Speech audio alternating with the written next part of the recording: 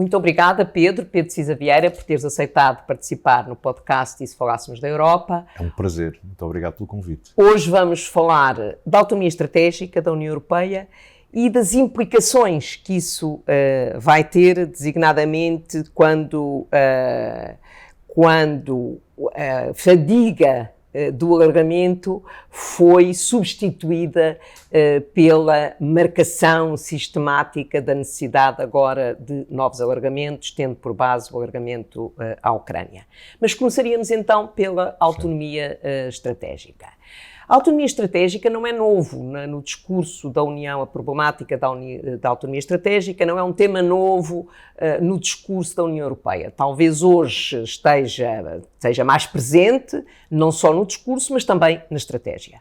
Porque foi evidente, com a crise Covid, com a guerra da Ucrânia, a necessidade da autonomia estratégica, designadamente a diversificação de parceiros, no fornecimento de materiais, no fornecimento de energia. Portanto, há de facto essa necessidade de diversificar os parceiros. E agora, recentemente, a Comissão Europeia propõe a criação de um fundo de soberania que, aliás, lhe dá o nome de STEP, passo para a soberania, para a autonomia estratégica da União Europeia. Eu gostava de ter o teu comentário sobre isso, a tua experiência como Ministro da Economia, com ligações sistemáticas às políticas económicas da União Europeia, beneficiário e sofredor, diria, mas como é que vês esta problemática da valorização da autonomia estratégica da União Europeia?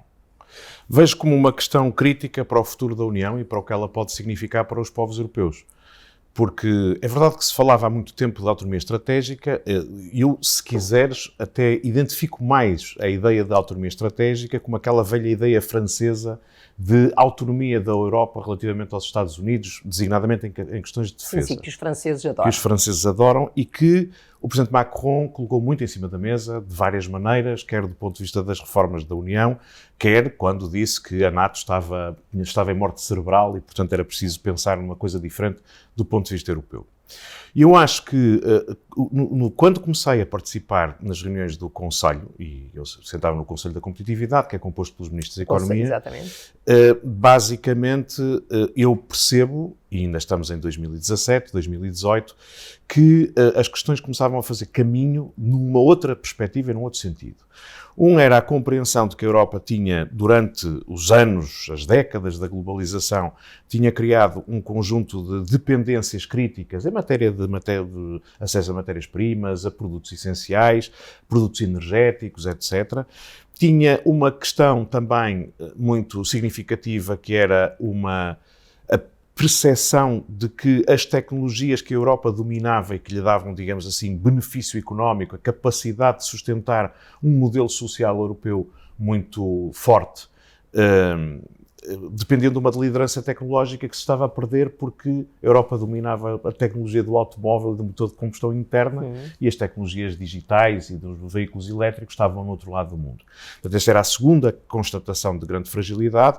E, finalmente, a terceira constatação, que é muito evidente a partir da eleição do Presidente Trump, é que um continente que tem uma capacidade produtiva que não esgota no seu mercado interno, mas que precisa de exportar para o resto do mundo. Ou seja, precisa ter acesso a mercados.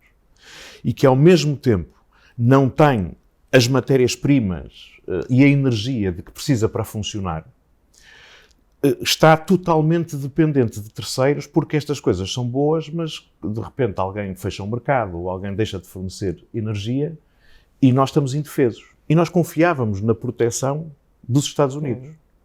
E quando é eleito o Presidente Trump, de repente a Europa começa a perceber que se calhar não pode confiar eternamente na proteção dos Estados Unidos ou que ela tem um custo muito elevado. Portanto, eu acho que estes três fatores levaram a que se começasse a discutir os temas da autonomia estratégica de maneira diferente.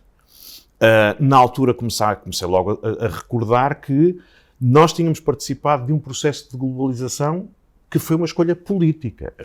A globalização, a cooptação da China como fornecedor, como fábrica do mundo. Como membro da OMC. Como membro da OMC, franquear o acesso dos produtos chineses ao mercado interno, a cooptação da Rússia como fornecedor de recursos minerais e de produtos energéticos tinha sido uma escolha dos vencedores da Guerra Fria que tinham dito, bom, vamos permitir estas coisas e vamos criar aqui, suprimir as barreiras ao comércio de mercadorias, ao investimento internacional e à livre circulação de capitais. E que estas situações nos tenham criado uma situação de dependência que depois se tornou muito evidente, primeiro com a pandemia e depois com a guerra da Ucrânia.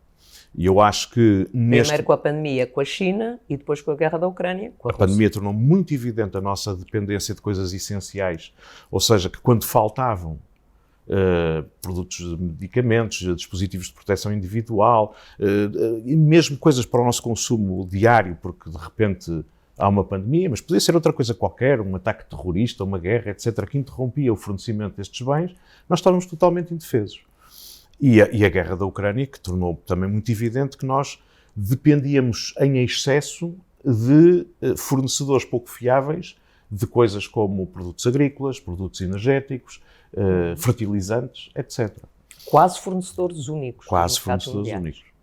E, portanto, eu acho que estes fatores levaram a que a questão da autonomia estratégica se começasse a colocar de forma diferente, e acho que neste momento há várias coisas que estão a ser postas em cima da mesa. Tu mencionaste alguns programas que a União tem, mas basicamente a ideia é reduzir estas dependências críticas e sermos capazes... E diversificar fornecimentos, etc. Mas continua a haver aqui zonas de incerteza muito grandes, onde as questões políticas vão ser muito exigentes. Claramente, quem lidera este processo são os Estados Unidos. Os Estados Unidos perceberam que a China é uma ameaça estratégica e, portanto, querem reposicionar o seu relacionamento com a China. Os Estados Unidos redescobriram a política industrial, estão a subsidiar a instalação de indústrias críticas. O IRA, criaram o IRA, Inflation Reduction Act, que está a atrair muito investimento para novas tecnologias, para veículos elétricos, energias verdes, etc., nos Estados Unidos, porque percebem que estavam a perder o comboio também do ponto de vista tecnológico. E, finalmente, e isso foi muito bem expresso num discurso do Conselheiro Nacional de Segurança do Presidente Biden, que é a ideia de que o relacionamento com a China é uma coisa, reposicionamento industrial dos Estados Unidos é outra, mas em última análise isto também visa, digamos assim, criar uma economia americana que esteja mais virada para os trabalhadores, os eleitores, para também reduzir as ameaças populistas nos próprios Estados Unidos. Portanto, o que é que eu acho que daqui decorre? Uma questão muito complicada para a Europa, que é a Europa não pode dar-se ao luxo de quebrar as relações com a China. A China é um mercado muito importante para a Europa, mas é muito difícil fazer isso, desligar-se, digamos assim, das prioridades estratégicas dos Estados Unidos, se não decidir investir seriamente na sua defesa e poder ser capaz de, então, autonomamente liderar, digamos assim, as suas ideias.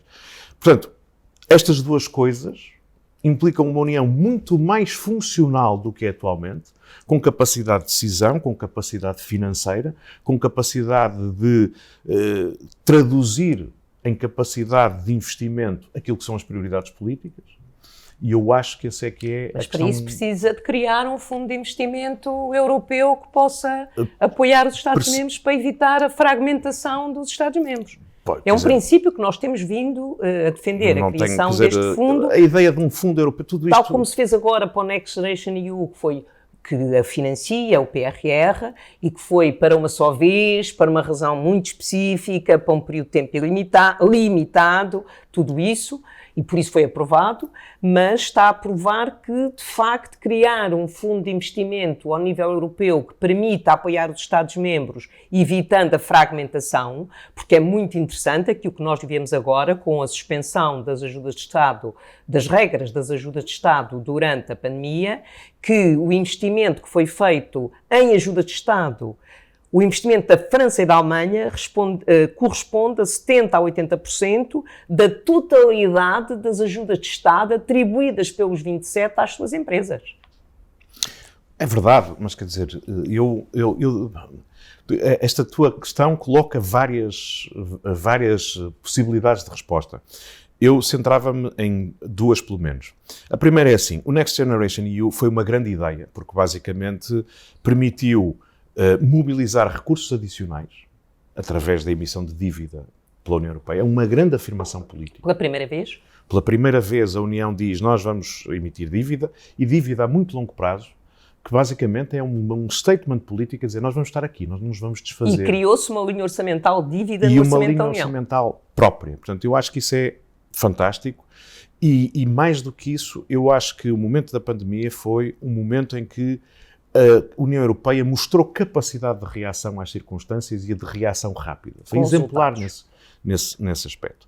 Mas, se quiseres, o Next Generation EU é uma coisa que são recursos adicionais que devem ser aplicados em prioridades que a União definiu, a tal construção da resiliência, a transição digital, a transição climática, etc., mas ainda é gerido nacionalmente. E eu acho que nos faltam programas... É gerido nacionalmente? Não. De certa forma, os Estados-membros apresentam os seus planos nacionais, mas é gestão pela Comissão Europeia, tem que aprovar os programas, na nossa terminologia, gestão direta. Mas se tu os Estados-membros responsabilizam-se pela execução. Responsabilizam-se pela execução. O que significa que a capacidade de resposta é distinta de Estado para Estado. Mas mais do que isso, eu acho que nós precisamos mesmo de programas comuns. Ou seja, nós precisamos de programas, por exemplo, dou-te um exemplo para mim muito evidente, as interconexões energéticas. Certo. Ou mesmo as interconexões ferroviárias, ou seja lá o que for. Sim, sim. O que é que nós temos? Temos a definição de um envelope financeiro, mas cada país executa ou não executa naquilo que passa no seu território. E é por isso que a União Europeia não consegue estabelecer interconexões energéticas de relevo, porque é preciso que os vários Estados... ali a certa altura com um interesse nacional. Nós temos essa experiência com a França, exatamente. Com a Ilha Ibérica na energia. Não é possível fazer estas coisas se não houver... Quer dizer, eu acho que deve haver mesmo programas europeus executados centralmente. Mas esse programa é um programa europeu. É um programa europeu, mas é executado. Connecting Europe é um programa europeu, está bem, gerido pela Comissão Europeia e executado nacionalmente. O que muitas vezes choca, e isso é aberrante, digamos, é com um interesse nacional que num projeto transfronteiriço, etc., bloqueia. É isso. Sem nunca dizer que bloqueia. Pronto. Mas, portanto, eu acho que é algo que eventualmente, eu acho que nós precisamos de programas de execução comum. E a segunda nota que é suscitada pela tua questão tem a ver muito com a própria maneira como nós encaramos certas necessidades. Por exemplo, imagina na defesa, há uma decisão ao nível da NATO e ao nível da União de se investir mais na nossa defesa. Mas deve ser isto, como pretende a França, um motor para a dinamização de uma indústria de defesa. Mas deve ser isto um motor para a criação e o robustecimento de uma indústria de defesa europeia? Ou deve isto, como pretende não muito expressamente a Alemanha, ou a Holanda, por exemplo, servir para reforçar a ligação à capacidade de defesa da NATO e dos Estados Unidos, com compras de equipamentos militares aos americanos?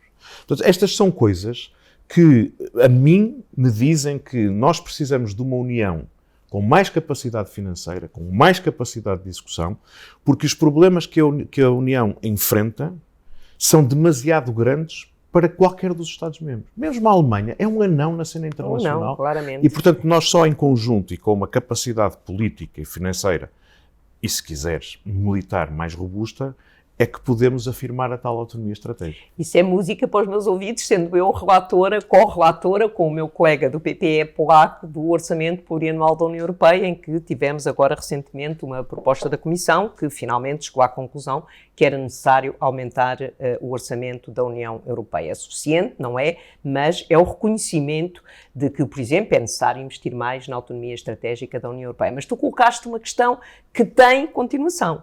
Ou seja, nós estamos a falar a 27 de 2023. Mas, como eu comecei por dizer, nós passámos de um discurso da fadiga do alargamento, em que ninguém queria falar em alargamento, em que Macron é eleito com o compromisso de que não apoiará nenhum novo alargamento, e começamos a falar do alargamento à Ucrânia, do alargamento à Moldova e do alargamento a estes dois países. A Geórgia ainda não é candidata. Temos os Balcãs à espera já há algum tempo.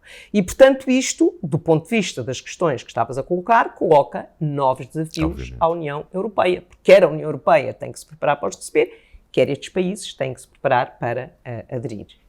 Sim, eu sou altamente cético relativamente a um novo alargamento sem haver uma profundíssima reforma institucional.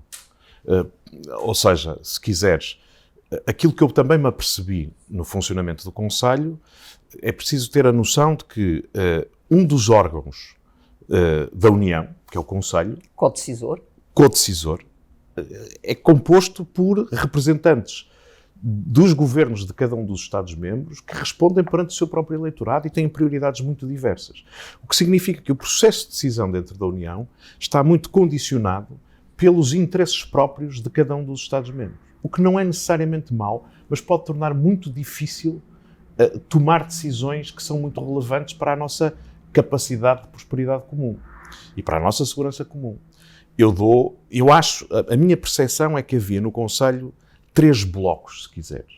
Os países integracionistas, digamos assim, Alemanha, França, Itália, Bélgica, os ibéricos, estes são integracionistas. Estes acreditam verdadeiramente que a União precisa de ser mais funcional e precisa de ser mais integrada de várias maneiras. Depois temos aquilo que eu chamava os liberais, para quem a única coisa que interessa na União Europeia é o mercado interno. Eles são beneficiários líquidos do mercado interno, a Holanda, a Irlanda, o Luxemburgo, a Áustria, os nórdicos, etc. A única coisa que lhes interessa é um mercado interno funcional, políticas comuns, aumentar as contribuições nacionais para o orçamento da União, receitas próprias da União. Não queremos isso, não precisamos disso, estamos muito bem como estamos. O que logo aqui cria uma grande dificuldade de alinhar interesses relativamente a respostas só aos problemas que estamos aqui a falar. E depois há um terceiro bloco, que são os de leste, são os de alargamento, cuja lógica eu não percebia muito bem, porque, na verdade, quando se tinham discussões mais intensas, a gente percebia, sim, os fundos europeus, os fundos da coesão são importantes para eles, mas eles não trocam os fundos de coesão por outras coisas. Sim, o mercado interno não é mau, porque, obviamente, eles tornaram-se fornecedores da economia alemã, da indústria alemã, etc., mas que não me venham aqui comprar as minhas empresas, não me venham aqui pôr em causa o meu modo de vida, a minha identidade nacional, que aliás é tão frágil, porque ao longo de milénios foi sempre ameaçada. Muitos por lá passaram. Só agora é que eu percebi o que é que aqueles Estados querem da União. É uma proteção contra a Rússia. Eles sentem a Rússia como uma ameaça cotidiana e a única coisa que lhes interessa da União é a proteção contra a Rússia.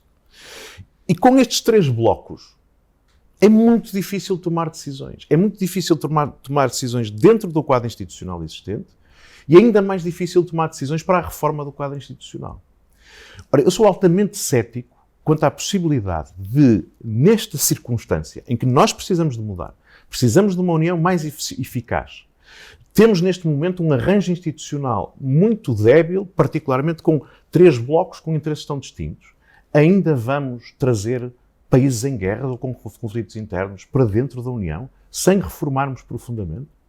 Eu acho que a proposta do Presidente Macron, que aliás o Primeiro-Ministro António Costa também sustentou da ideia da tal comunidade, que já está a ter tradução em algumas... Sim, já houve duas reuniões. Fóruns, é importante, dá um sinal político importante e já permite resolver uma série de problemas, mas pensar em trazer estes países que estão, aliás, os próprios países de leste, nós percebemos que têm vocações, funções institucionais, até políticas muito distintas das nossas, e portanto eu sou muito cético quanto à possibilidade desse alargamento. E se quiserem, estou mais próximo do Presidente Biden quando lhe pergunto, então e o alargamento da NATO à Ucrânia? Ele diz, não é assim, não estão prontos, isto não é automático. Biden, Scholz e Rutte, Primeiro-Ministro holandês, foram muito claros nessa matéria. Portanto, eu acho que aquilo que nós fizemos quando fizemos o alargamento do início deste século, em que trouxemos estes países de leste, fizemos o alargamento da NATO, etc., tornou a nossa União menos funcional, cria uma grande instabilidade na nossa fronteira leste, porque não podemos, quer dizer, a Rússia pode perder esta guerra. O mais provável é que ela se prolongue por muitos anos. Muitos anos. Porque a Rússia não reconhece a existência da Ucrânia. Portanto, é muito difícil nós metermos, isto é, convidarmos a um conflito mais ou menos latente com a Rússia. É isso que leva o Presidente Biden a ser muito cético relativamente à possibilidade do alargamento da NATO à Ucrânia e, portanto, penso que devemos ser muito prudentes nesta matéria e ter bastante cuidado nos passos que damos. E há uma questão muito Nem podemos importante. faltar à verdade relativamente àqueles nossos parceiros. Esse Margarida, e só para... Eu não estou com isto a desmerecer aquilo que a Ucrânia está a fazer. Não estou a pôr em causa o apoio inequívoco que a União e os Estados Unidos têm que continuar a dar à Ucrânia. Estou a dizer que a nossa solidariedade com a Ucrânia não se pode fazer à custa da debilitação da capacidade funcional da União, e é este o meu único ponto. E há uma questão que eu, aliás, desde o princípio da guerra tenho feito esta afirmação sempre que é oportuno, que é a necessidade de haver um equilíbrio entre o apoio à Ucrânia e o apoio ou mitigar o impacto económico e social da guerra e das sanções à Rússia na União Europeia. Sim. Portanto, são desafios fundamentais. E há um outro desafio que, na problemática da reforma institucional, está claramente em cima da mesa, que é o deslocamento, o risco do deslocamento do centro da União Europeia para leste. E que penso que também não abona a favor do futuro da União Europeia. Mas esse terceiro grupo... É um grupo, evidentemente, há dois problemas fundamentais, na Polónia e na Hungria, mas esse grupo hoje é claramente mais visível e com mais poder no Conselho e no Parlamento Europeu. Mas repara, é um grupo que tem esse poder, mas que só o usa para bloquear. Ou seja, se nós pensássemos que esse grupo, mais ou menos, quando eles entram na União, a convicção que toda a gente tinha é que eles iam ser uma espécie de uns satélites da Alemanha, uma espécie de protetorados do Kohl e do PPE, e que aquilo iria funcionar muito bem e que se iriam comportar como os países ibéricos. Mas não é assim.